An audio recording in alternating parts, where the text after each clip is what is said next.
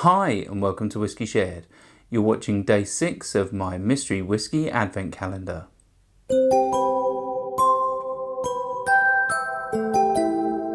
I'm Toby and you're watching Whiskey Shared. Welcome to day 6 of my mystery whiskey advent calendar. If you've seen this before and you know it works, then you can just skip straight forward to the tasting. Otherwise, the way this works is I have over 150 samples in my sample collection and my wife has picked 24 at random.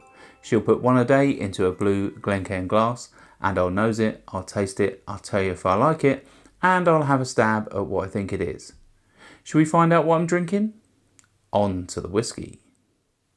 If you'd like to play along with me and find out what's in my glass when I do, then just keep watching. Otherwise, take a look in the description now for a sneak peek.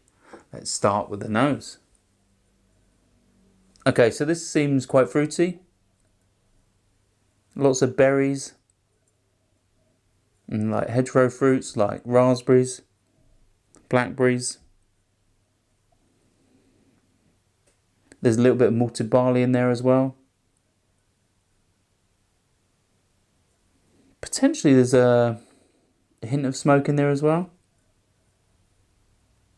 Instantly on the nose reminds me of Swedish whiskey. But yeah, those sort of fruity berry notes are definitely the strongest. Yeah, it's like a slightly tart sort of jus. Yeah, let's move on to the palate.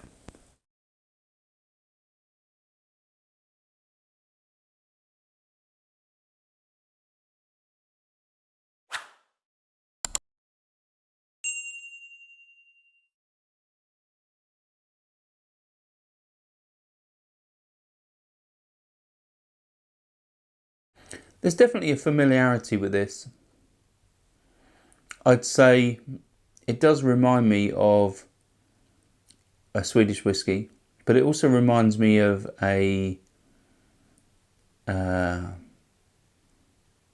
reminds me of either a Bergslagens or a Mackmyra. The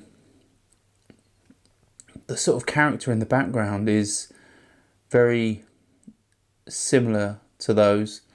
Those red berries are very sort of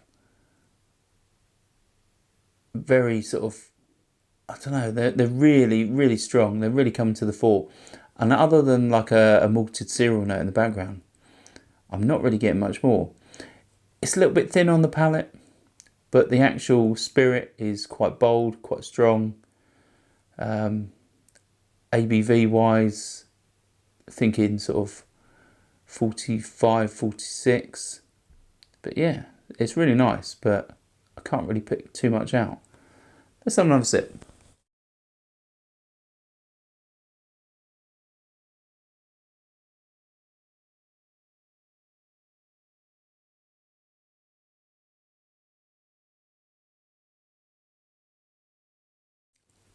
There's a slight rye spice sort of note that I'm getting as well. So this also reminds me of certain Scotch whiskies. I've picked it up on a few, Glengarry being one of them. So my mind's wandering back to Scotch, but it's got quite a sort of bitter wood note on the finish. There's like pencil shavings. It's slightly drying, slightly tannic from whatever wine influence this has got. But it really is fruity, really is nice. It's not overly sweet, but it is, I think it's sweet enough for a lot of people.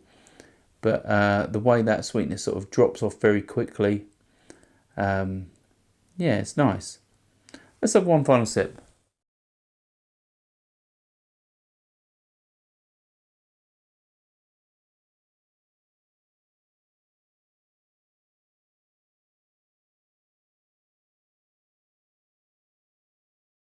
Yeah, I'm not really getting much more, but it's quite a bold and punchy spirit. The sort of berry notes are very well integrated. That fruitiness is nice. It's not overly sweet. It's yeah, it's slightly too bitter for my liking on the finish, but it's not the end of the world. It's still quite a pleasant whiskey. But I'm gonna say it's not a Scotch, and it is potentially Swedish. No idea on the age, and I think there's definitely some sort of wine finish or maturation with this, and it's going to be around the sort of 46% ABV. Shall we find out what's in my glass?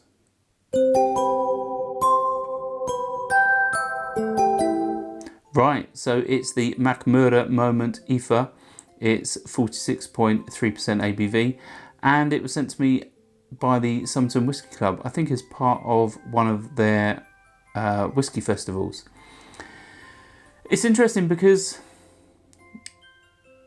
I now own a bottle of this, which is unopened, because I liked it so much at the festival. This was one of my favourite of all of the Mackmyra whiskies.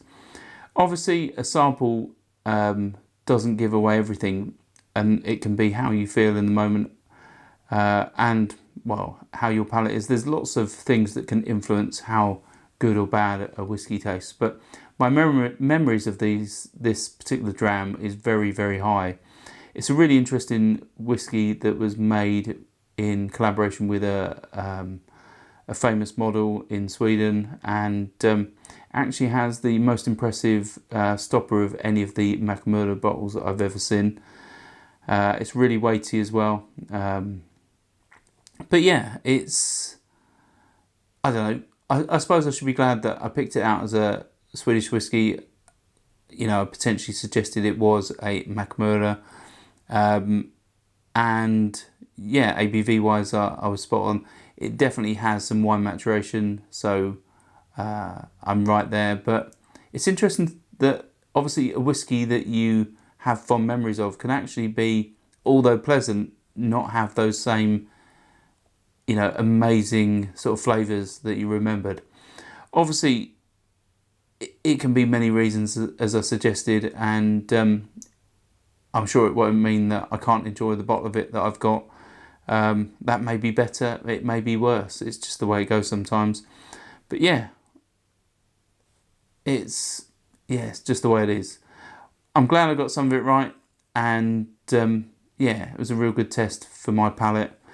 Hopefully you enjoyed that as well, and if you have tried any of the Mackmyras or even the Efva, then let me know in the comments. As always, it's always good to hear your experiences as well. Hopefully you'll come back tomorrow for day 7, and I'll see you then. Sauncher. I hope you enjoyed this video. If you did, why not give it a like or a comment, and please consider subscribing for more videos like this.